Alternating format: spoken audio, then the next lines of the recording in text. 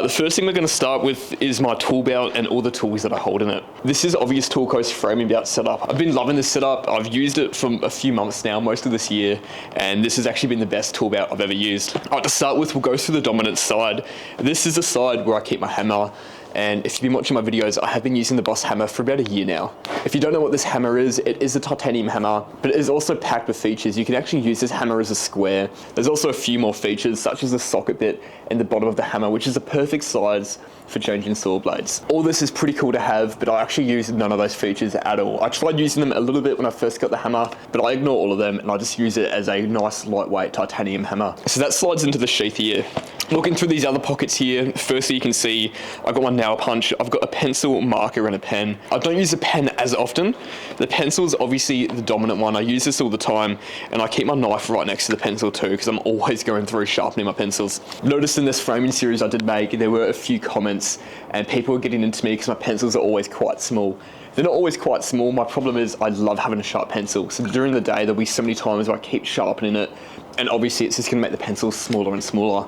I've probably gone through about 5 different pencils on this frame, just from sharpening them too often, just getting too crazy, always having a sharp pencil. Now the marker is something that I use if I have gone through, marked out a wall, marked out where trusses go, marked out anything, and I need to change something.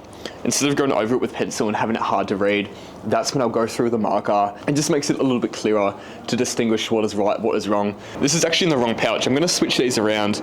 I do have 2 chisels. We may as well get into them right now anyway. I've got a really nice, sharp, clean chisel and a blunt, rough chisel. Now the reason I just swapped those chisels around then is I like the blunt, chipped up chisel to be on my dominant pouch. The reason for that is I want that to be the chisel I'm always grabbing out, because most of the time when I'm using a chisel on the frame, it's probably gonna be for some rough work. For example, when I'm laying out walls, there's a bit of overflow concrete sitting on the slab. I'll get my rough chisel out then and I'll chisel away the concrete. So if I accidentally grab out my clean, sharp chisel, it's gonna become blunt very quickly. And the last thing I've got on this side of the tool belt are my nippers. And honestly, I really only use these if we are trying to remove nails, if I am trying to fix something. So I don't use them too often, but when I need them, it's so crucial having them on me. And if we change to the non-dominant side, similar to the hammer, I've got another sheath on this side as well. And in that, I've got my cat's claw. And this is very similar to the nippers. I don't use it often at all, but if there is a mistake and I've got to pull off some hardware, especially a joist hanger, they can be really hard to pull off if you don't have a cat's claw. It's very easy to get these under the heads of the nails, remove any work that is wrong. And if you're doing framing with a crew and you've got a few apprentices, it's very likely that there will be mistakes. So you definitely do want to have your cat's claw and nippers on you, so it is easy to pull apart wrong work and quickly fix it. The best thing about this is we do have that sheath, which is behind all the tool bags there. So I can slide that in, and I honestly forget that's there most of the time. Right next to it, as we can see, we got the tape measure. There's just a little clip on this tool belt, and that's what holds the tape measure there. So it took me a little bit of time to get used to this, and I do occasionally knock my tape off, but ultimately I actually do like having it there. If I wanted to, I do have 2 pouches at the front of the belt here, and I could sit my tape in there. So I normally use these pouches to store stuff, such as clouts. Under the clouts, I've actually got a few bugle screws as well. And the other pouch for now just has my phone. My phone doesn't always sit there. I move my phone around between pouches and even my pockets. Depending on the work I'm doing, I might have both of those pouches filled up with hardware. And if that's the case, I just slide my phone in my pocket, or I just throw it into one of these bigger pouches here. So if we have a bit more of a look into the pouches, we've got those 2 little pouches there. On this side, we've got another pouch in the middle here, which if I slide my hand in, I keep all my framers in there. To get even more complicated, there is another little section in this pouch, and I can put my framers in that separate section and then put even more hardware in this larger section here. There's so many dividers. I normally don't use that. I normally just throw everything into the main section. And if I remove my speed square, you'll see we've actually got a clear gap. I'm trying to open that up so you can see light come through it. That's actually a hollow gap between the 2 pouches that my speed square sits in. Now, if you're a framer, you need a speed square over a combination square. You can do so much more with a speed square. Obviously, we can get all our angles if we're cutting rafters. Something I use all the time are these little slots in here too. We've got every 5mm we need in there, so if you're trying to quickly rip some timber, you can land this up next to your stud, put your pencil in there, and quickly get your marks to rip. It makes work very efficient. I can work very quickly having a speed square opposed to a combination square. And to finish off the tool belt, we've got our tin snips to cut all our cross braces, our straps, our speed brace, joist hangers if we need to clip them down. So they sit in there next to the good chisel. The last thing I want to point out in this tool belt is if we have a look through here, you've got all these little slots which house all my drill bits, all my impact bits. Right now it's looking pretty empty. I've lent so many bits out to the boys in the last few days as we ran around to finish up the frame. But as you can see, we do have 6 slots up there. So I can hold a couple star bits, a Phillips head bit, bugle bit, a couple socket bits. That's probably one of my favorite features about this tool belt. I've actually got one last slot there too. And I should mention, I typically do keep a shifter in there when I'm framing. I've actually just lost mine. Maybe one of the boys grabbed it and took it home with them, so I can't show you my shifter, but I do keep the shifter there. All right, so that's a look at the tool belt. Now we can get to a few more of the exciting tools, all the power tools that we have laid up here. All right, so I do want to try and go through all of these tools in the order that we will be using them in the frame. And in saying that, the first tool we're probably going to use, which should be my tool belt and I almost forgot about, is our chalk lines. So when I'm needing a chalk line, it normally does sit in one of these pouches at the front, or they share the same pouch as all my framers in there. I've got 2 lines, one which has a black oxide line. That's a permanent line that's not going to wash away. And this is the one that I will be using for framing. The other chalk line I have is, this one's a green, I think it used to be blue, but it's not a permanent line. It's a temp line I can use and it will wash away when it gets wet. I don't typically use this one as much in framing.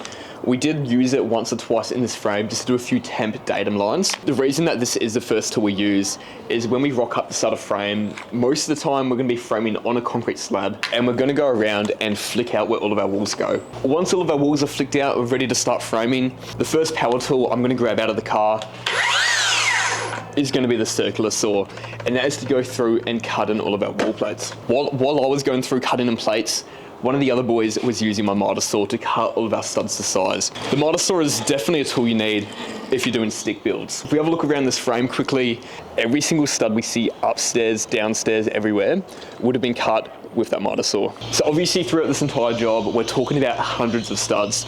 So with the miter saw, we can cut through 2 studs at a time. And this bench here is a bench that the boys are using to set up a few blocks so they can pick up the studs, butt it up against the blocks, cut them to size and quickly go through and cut the hundreds of studs that we need for this job. Now, once all of our plates are cut, the studs are cut to size, I think it's about this time that we do pick up the framing gun. The gun I've been using at the moment is AEG's battery frame, and this thing is pretty quick.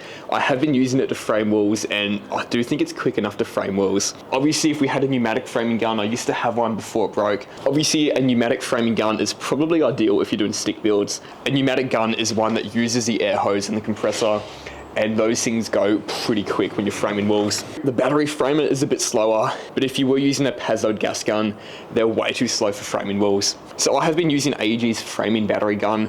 This is the best battery gun I've used, and I've tried Milwaukee's, Hikoki's, Dewalt. I think that's it. I don't know what other battery guns there are out there, but this has been my favorite one. It's definitely dominant framing walls. When you get to skewing nails and doing the trusses, the Paslode's a lot better than this one. But as an all-rounder for a framing gun, it's good enough to do trusses and it is good enough to do walls. A Paslode's great to do trusses, not good enough to do walls, and a pneumatic framing gun is great to do walls, but not good enough to do trusses. When I say not good enough to do trusses, it's more that it's impractical, having to move that hose around through the roof. I know some people might use a hose on the roof. I hate it, it slows me down. I definitely stick with a battery gun. I think with that being said though, we will jump over to the hose. I've got the coil gun, I've got the coil gun set up right now. For framing, you definitely need a pneumatic coil gun. I've also got Paslode's gas-powered coil gun as well. It's pretty cool, it's pretty handy to have. I'll also use that for weatherboards and slower jobs. At this stage of the frame, I'm going to be using the coil gun to temporarily shoot on the cross braces, the straps, all the bracing requirements we need. Later on in the frame, we'll be going crazy with the coil gun as we shoot off all the ply. This job has an insane amount of ply. This is all the ply you can see at the back. If we look through the frame there, you can see there's a full internal wall there with ply. We've got more ply on that side. And for your ply sheets, you need a lot of nails. Typically, you're gonna need a nail every 100 mil going down the edges of the studs, 150 mil in the middles, and 50 mil top and bottom. Essentially a lot of nails. So if I was to use my Coil Master without the hose, I'm gonna be there for ages slowly doing those nails.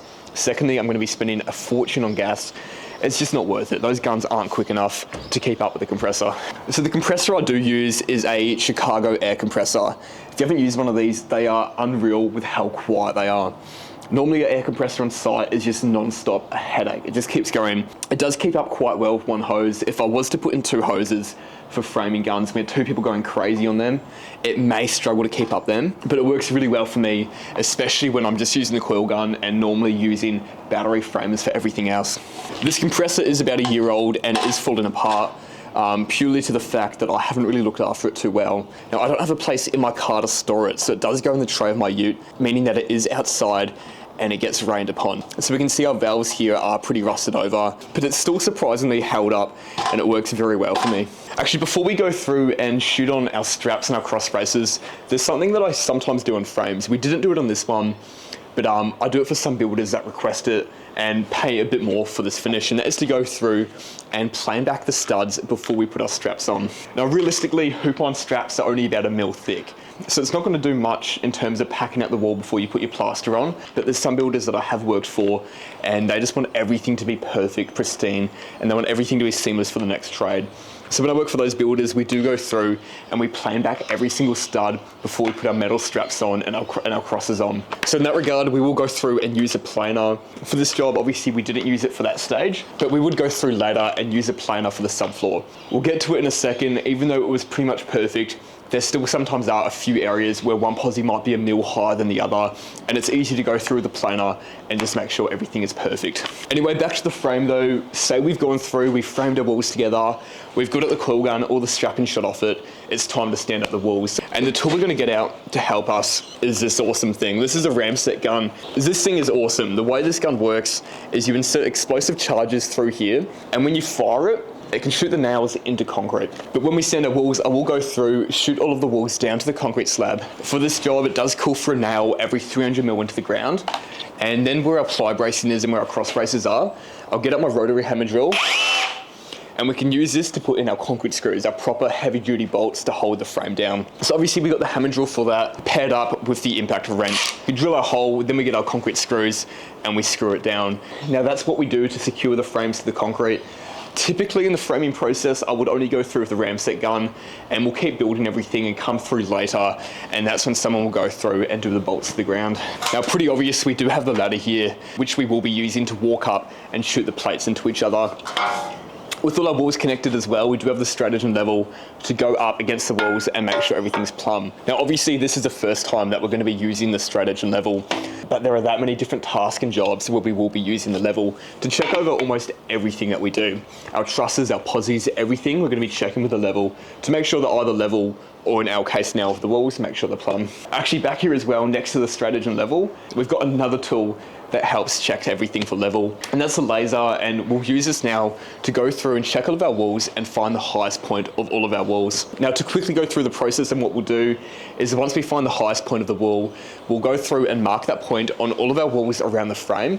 And then when we go to do the subfloor, do our beams and do our posies, we will know how much we need to pack those up to make sure our upstairs is completely level. All right, so with that done, we're obviously going to go through, put our posies up.